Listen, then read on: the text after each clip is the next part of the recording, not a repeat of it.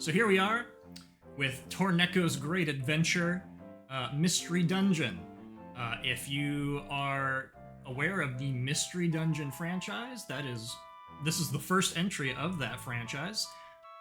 So you can expect that it's going to have some rough edges because they did not know what they were doing when they made this game. But that's okay. It's always cool to see where something begins. We are going to be doing the baby dungeon, which is the start of the game. The king asks you to go down 10 floors, find his jewelry box that he left in the dungeon while drinking, I believe is the text in the game, and bring those back up 10 floors to the surface. The game is a randomly generated dungeon. We're going to get room layouts that are always different every time, enemy patterns that are different every time, item locations and what shows up in the dungeon different every time. So that's why this is a disaster, is that it's thoroughly unpredictable. Random garbage will just happen. The run could end in 15 seconds. Now the good news is that doing attempts of this are very fast, and there aren't really any consequence. Like, if you fail, it just kicks you back to the king. He kind of like mocks you and gives you a little tutorial advice, and then you just go again. So you can knock out a bunch of attempts of this really fast. When I submitted this to Dave's event, I had only done one completed attempt, so I did not feel like the odds of success were great, and I didn't know what estimate to give him, so we've got a 35-minute estimate. Basically, I'm going to go until either we succeed or Dave tells me he's had enough and he wants me to stop. We'll just see what happens. I don't think it's great odds that we'll get a successful run, but yeah, that's what you're in for, is just lots of me zipping around dungeons, hoping that I don't get destroyed by what it throws at me. Yeah, we'll see how it goes. I'm already in the dungeon here, just kind of like show off what happens. The main speed tech you've got in the game is holding down the B button will zip you to the next object, enemy, or door entrance that you would come across while moving in that direction. So there's going to be a lot of me zipping around, and it's got pros and cons in that as you come around corners, you see that enemies just kind of like stick to you, and you can't get away from them because enemies move at the same speed as you. So you'll have these sort of situations where you'll dash into a room and get surrounded and immediately destroyed. And that's just the way the game goes. Anyway, the game kind of like mocks you, kicks you back out. The king goes, oh, wow, do better. And then you just go again. So, anyway, here we are. We're just gonna... Dave can start the timer in 3, 2, 1, go. Oh, terrible. See? Here you go. Already, awful start. Only thing I can do is go around these fools. What we're trying to do is gather some items along the way and hope we don't get killed, and then hope we find the stairs very quickly, like that. It is difficult to talk about the game while you're doing this because you're just flying around everywhere. You want to minimize getting into battles because there's like a 10% chance of either you or the enemy missing in every attack, which 10% doesn't seem like a lot, but you miss a lot. And it seems like anytime you're hoping that you can count on the thing to, you know, do the thing you want it to do, and then it's just like, oh, you missed, sorry. Okay, so I'm gonna go around and get this item because these herbs are pretty useful. And we'll just tank some hits while we wait for those guys to get out of the way. That's alright. Herbs are, I think, the primary thing that you want while trying to get through the dungeon, because they have a good variety of things that can get you out of tough spots. I just picked up a wand. Those have random abilities that we don't know what they do until we try to use them, which is pretty rough in a speedrun sense because you just don't know what you can rely on. There are scrolls, which is that thing that was just there below the stairs. You can use to identify. Oh, well, there you go. This run is over. Awesome. You can use those to identify weapons, armor, and other items so you don't accidentally use something that's cursed. In the tutorial sense, you don't... nothing is going to show up cursed in this dungeon, but in the full game, some things will just have negative stats, and you won't know until you try to equip it. This was the first mystery dungeon game. It's kind of interesting because Enix had no involvement in its development. They were just like, yeah, go for it. You can use our property and make this random spin-off game for us. And history was made. So anyway, saw we failed again. That's the thing that's going to happen where enemy placement will sometimes just catch up with us.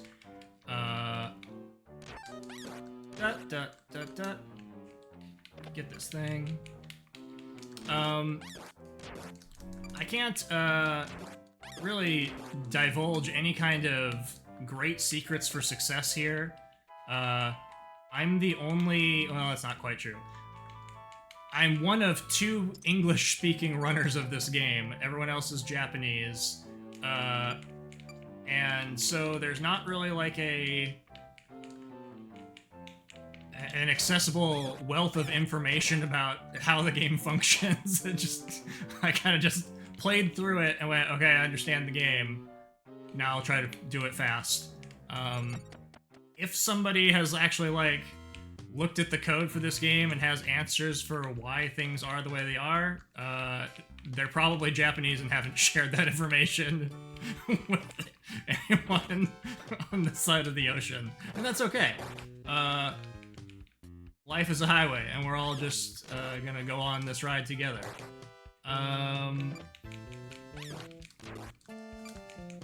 So I mentioned that enemies will just stick to you. You can't get away from them. Sometimes they're sleeping, like that guy was there at the start of that room. They kind of just wake up at random. It seems like... Oh, good, money. Money is worthless in the speedrun sense, so don't worry about that. It seems like enemies wake up... I don't know, man. When you walk near them sometimes, but other times they just don't. So, there's... See, that guy was asleep when we walked into the room, and then he said no. So he beat me up a bit. We're gonna try to get to freedom. That one's asleep. And as soon as we get to a safe space like this, we'll equip some stuff. Oh, look at that. That's a +1 sword. A bronze shield. That's the worst shield.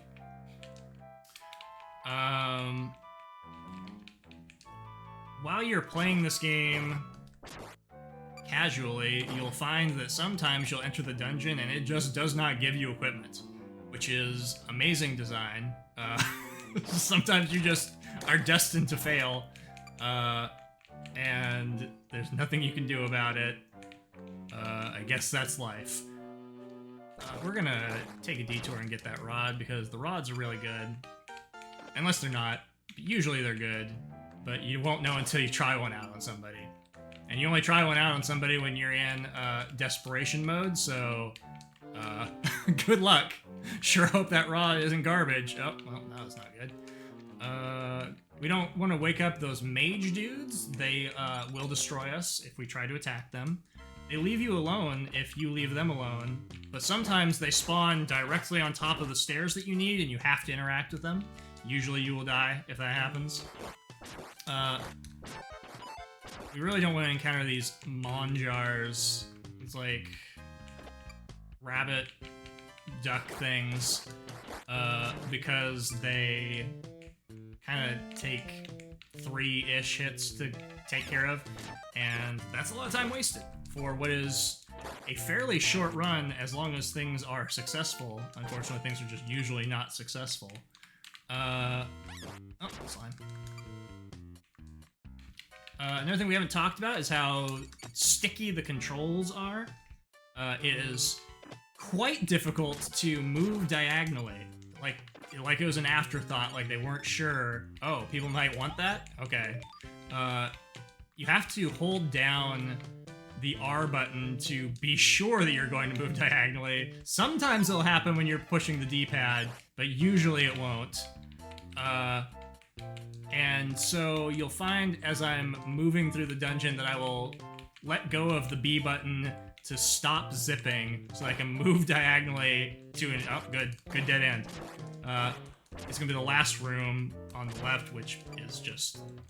We got... We're gonna find out what this rod does. So the ivory rod is a thunder rod. It does lots of damage. That's great. Use it again. And now we gotta go all the way back around.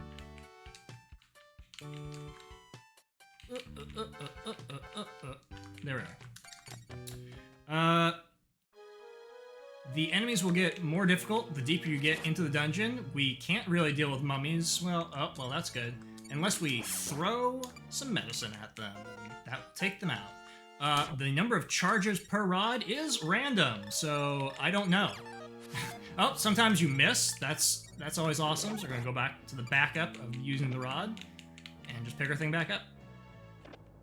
Most of the scrolls are worthless for a speedrun. The bang scroll is good, but everything else is trash. Now we're gonna go for this. Oh, that's just fantastic. Look at all these thunder rods we're picking up. That's what you want to see.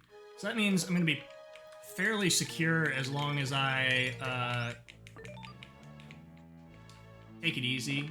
Also, if you're holding down the B button when you move over an item, you won't pick it up. So be aware of that, I guess. It's real easy to just be caught up in trying to get around the room fast and have the thing not do what you want it to do.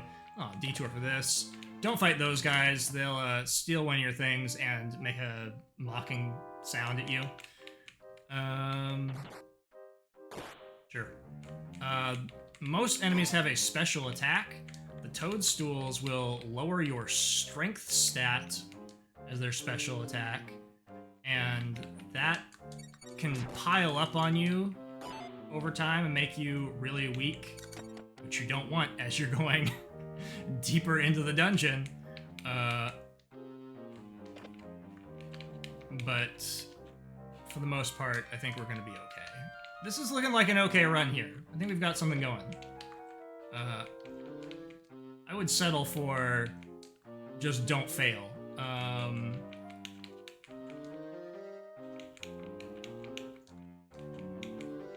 Oh, I forgot to mention the food mechanic.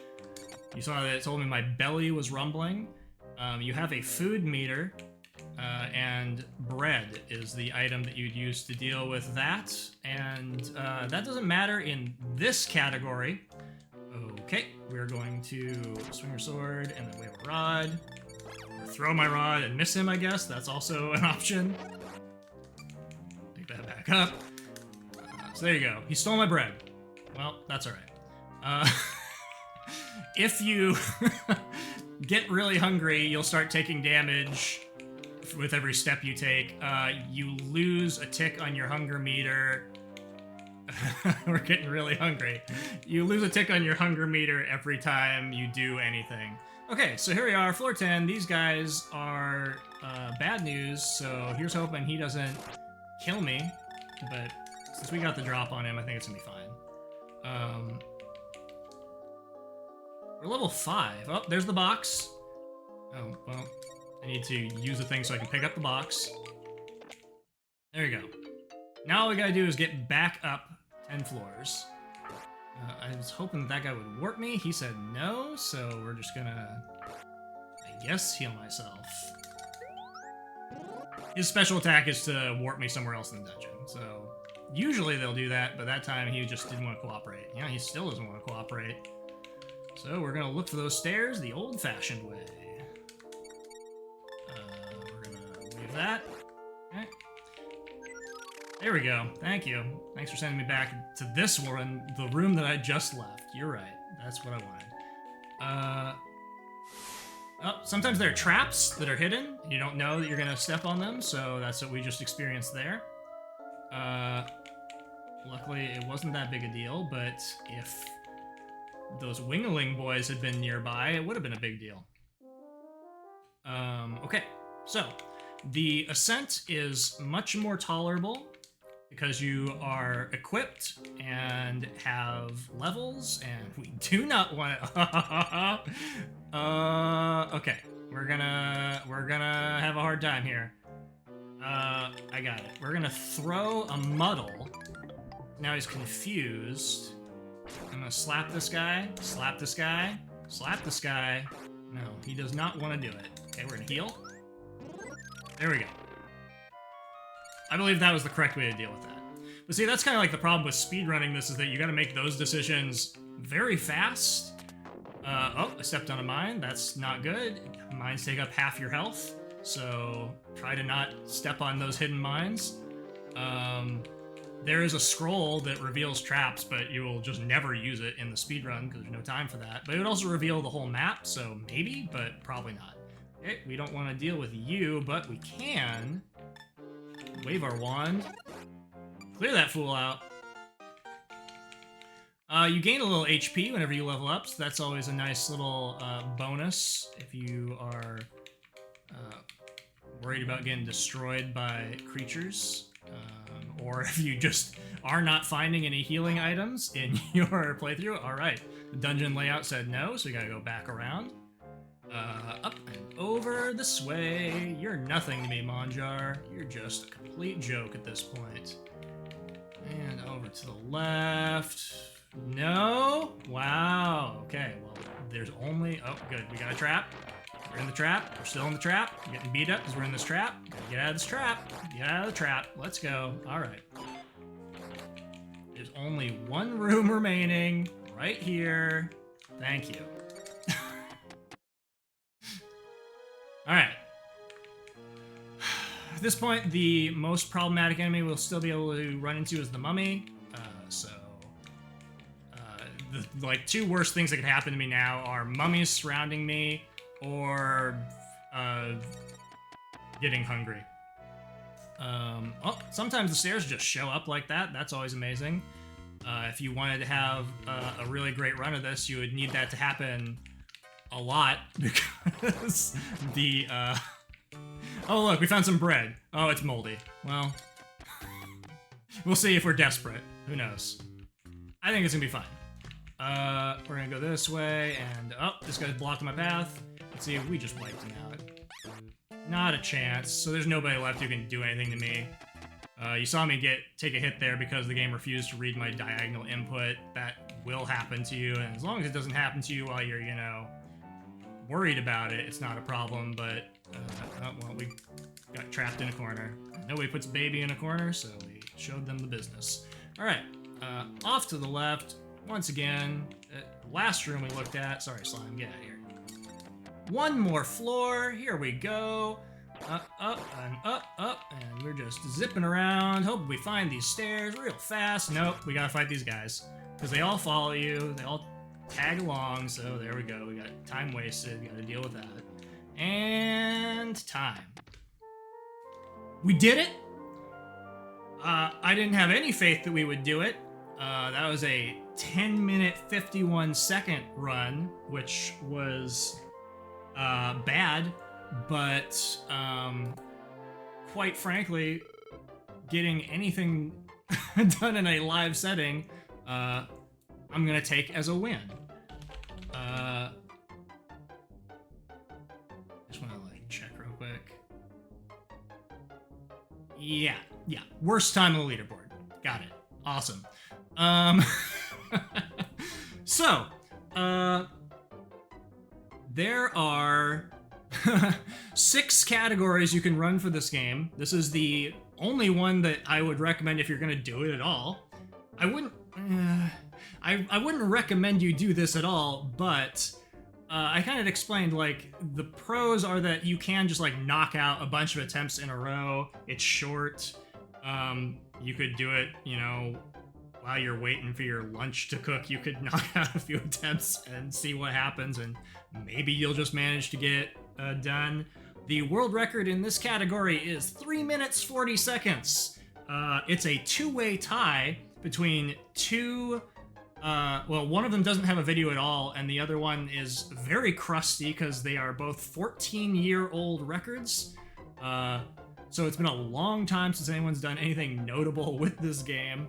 I think that it would be kind of interesting if a bunch of people just, like, took this up, because it is pretty non-committal in terms of just, like, once you understand what the game is throwing at you, you'll get on the leaderboard eventually. The other categories asked you to do... So that was a tutorial dungeon. The second category has you go down 27 floors in the full dungeon, which has more enemies, more negative things that can happen to you, but also slightly more good equipment in the pool of things you can find. So 27 floors down and back up. Then the next category, I think, is 35 floors down and back up, or it might be 50. I didn't do that in my casual playthrough because I'd had enough at that point. And then there's one that's go down 99 floors and back up. That's miserable. Someone has done it, so there you go. That's an option too. You want to be that's a free second place if you want to be the person to do that. I think it's like a 3-hour run. So there are options for running the game. It's an interesting game. The casual playthrough is frustrating because it takes a long time before you unlock the ability to bring back any equipment with you the second when you go back into the dungeon. And you, like, piece by piece, you can take one item with you. It's like, okay, good, thank you, appreciate it. And then eventually you can take 2 items with you. So it's an experience for sure. But again, interesting origin story for this, one of the more successful franchises in video game history, actually. And it all started with this guy. Anyway, thanks for having me. I am stunned that this was not a complete disaster. We can put that on the win category. And yeah, I'm ready to not play this anymore. That's all I got. Take care.